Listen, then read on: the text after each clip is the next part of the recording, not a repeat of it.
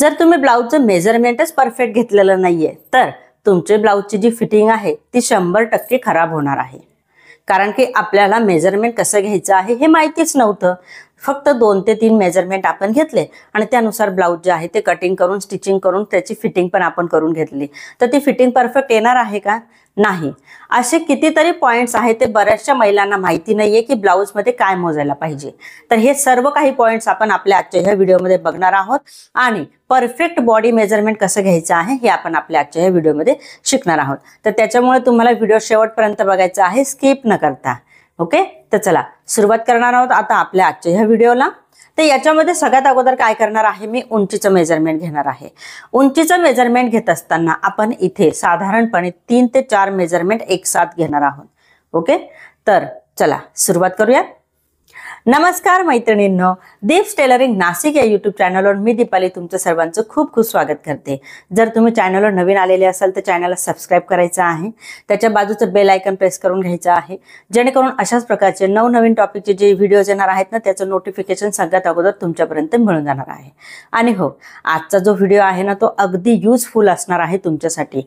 ज्या कोणी नवीन शिकणाऱ्या असतील, ज्या टेलर काम नवीन शिकत आहेत त्या ताईंसाठी पण, आणि ज्या कोणी करत आहेत परंतु त्यांना काही गोष्टी माहितीच नाही मेजरमेंट कसं घ्यायला पाहिजे, त्यांच्यासाठी सुद्धा आपला जो व्हिडिओ आहे तो युजफुल ठरणार आहे.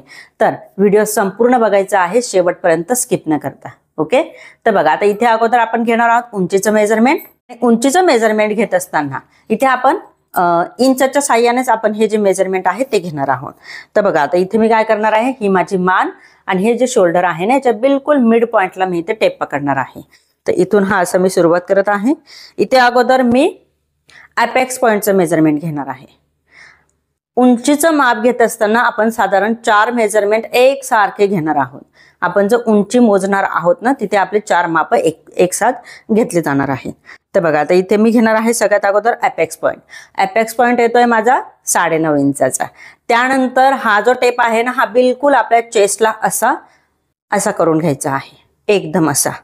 हा बघा, आणि मग इथे जे मेजरमेंट आहे ना ते असतं आपलं लोअर बसचं. हे जे मेजरमेंट आहे ते येतं माझं 12.5 इंच. ओके, जिथे 12.5 आलेले आहेत तिथून खाली 1.5 ते 2 इंच आपल्याला एक्स्ट्रा घ्यायचे आहे. ही असते आपली उंची. म्हणजे बघा एकाच रेषेमध्ये मी इथे घेतलेला आहे अपेक्स पॉइंट, अंडर बस्ट आणि उंची.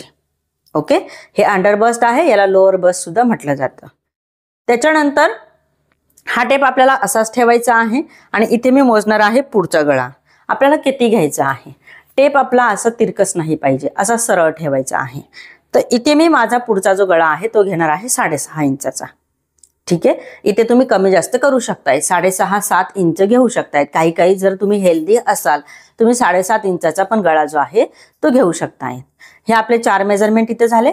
याच्यानंतर मेन मेजरमेंट आपण घेणार आहोत ते म्हणजे शोल्डरचं. शोल्डरचं मेजरमेंट घेणं फार गरजेचं आहे. बऱ्याचशा लेडीज हे मेजरमेंट स्किप करतात, कारण की ते काय करतात ना रेडीमेड चार्ट बघतात. रेडीमेड चार्ट नुसार जर समजा 36 इंच चेस्ट आहे तर त्याच्यानुसार जर त्यांना 6 इंचाचं शोल्डर सांगितलं तर ते त्या हिशोबाने घेतात. परंतु तसं नाही करायचं आहे. बॉडीवरून संपूर्ण मेजरमेंट आपल्याला अगोदर मोजून घ्यायचं आहे. सगळे माप आपण बॉडीवरूनच घेणार आहोत. आता इथे मी शोल्डरचं माप घेणार आहे. तर शोल्डरचं माप घेत असताना आपले दोन्ही हात खाली करायचे आहेत. आणि हा बघा, हात आपला इथे सुरुवात झाली आहे हाताची इथून, बरोबर त्याच्या अलीकडचा पॉइंट. इथे प्रत्येकीची हड्डी लागत असते, हड्डी ह्या पॉइंट पासून ह्या पॉइंट पर्यंत. ओके, हे मी मोजणार आहे. आता हे आहे आपलं शोल्डरचं माप. तर इथून मी हे असं मोजणार आहे, हे असं. इथे माझं शोल्डरचं माप येतंय 14 इंच. ठीक आहे, 14 इंच इथे माझं शोल्डरचं माप आलेलं आहे. याच्यानंतर आपण घेणार आहोत बस्ट साईज, फुल बस्ट. जिथे आपला छातीचा उभार आहे ना ते मेजरमेंट आपण इथे घेणार आहोत. हे मेजरमेंट आपल्याकडे असणं फार आवश्यक आहे. आता इथून मी मोजणार आहे हे अशा पद्धतीने.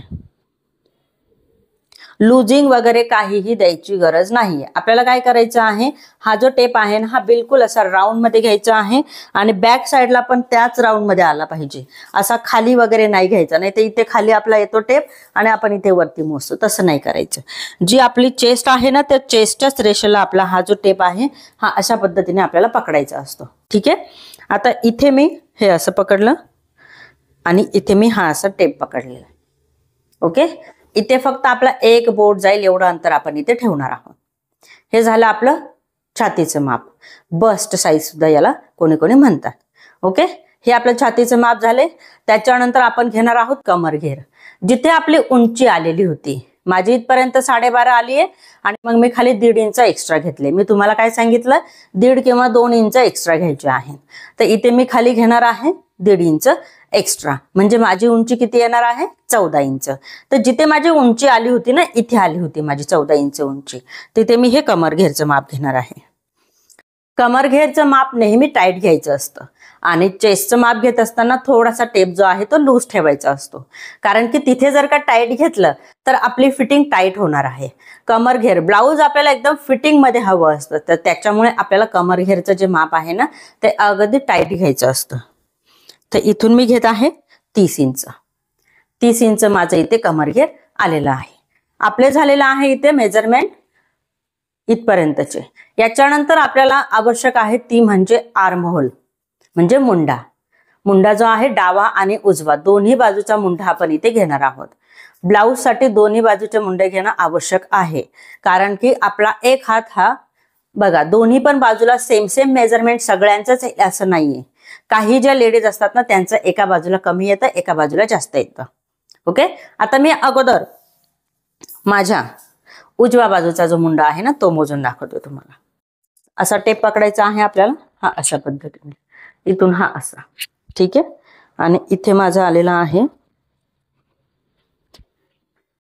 साधारणपणे 17 इंच. 17 इंचाचा माझा आर्म होल जो आहे तो आलेला आहे. ह्या बाजूला 17 आला, ह्या बाजूला मोजूयात आता.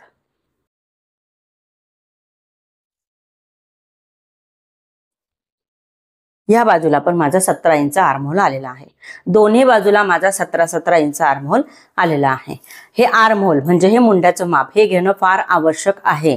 ठीक आहे, याच्यानंतर आपण घेणार आहोत बाहीचं माप. बाहीचं माप घेत असताना बघा, जर तुम्ही लांब बाही घेत असाल तर तुमच्याकडे 4 मेजरमेंट असणे आवश्यक आहे, आणि जर तुम्ही शॉर्ट बाही घेताय, छोटी बाही, तर तुमच्याकडे 3 मेजरमेंट असणे आवश्यक आहे. ओके, त्यातलं पहिलं मेजरमेंट तर आपण ऑलरेडी घेतलं आहे, जे की आपण आर्म होलचं घेतलं आहे. ठीक आहे, मुंड्याचा आपण इथे माप घेतला आहे. आता आपण दुसरं पुढचं मेजरमेंट घेणार आहोत.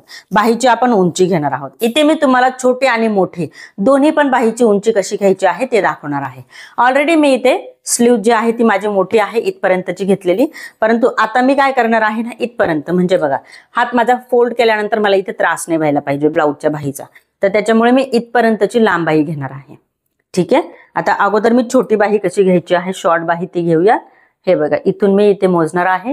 ही माझी शॉर्ट बाहीचं माप येत आहे 4.5 इंच. ठीक आहे, त्याच्यानंतर लांब बाहीचं माप घेणार आहोत आपण. टेप जो आहे तो आपला एक बिलकुल असा सरळ पाहिजे आणि हा असा पकडायचा आहे इथून, आणि इथपर्यंतच मी मेजरमेंट घेतलेला आहे. हे आलेलं आहे 9.5 इंच. लांब आणि शॉर्ट दोन्ही पण मी तुम्हाला दाखवले. याच्यानंतर आपण इथे मेजर घेणार आहोत. मेजरमेंट हे इथलं दंडघेराचं, जिथे 4.5 इंच आले होते ना, तिथे मी दंडघेरचं माप घेणार आहे. तर ते येत आहे माझं इथे 12.5 इंच. 12.5 इंच आलेलं आहे. त्याच्यानंतर जिथे 9.5 इंच आले होते आपले लांब बाहीसाठीचा दंडघेर घ्यायचा आहे, तिथे माझं इथे येत आहे 10.5 इंच. ठीक आहे, हे बघा टाईट घ्यायचं आहे बिलकुल असं. जिथे आपली उंची आलेली होती 9.5, मी इथे तुम्हाला दोन्ही पण बाहीचं मेजरमेंट घेऊन दाखवते, छोटी आणि मोठी.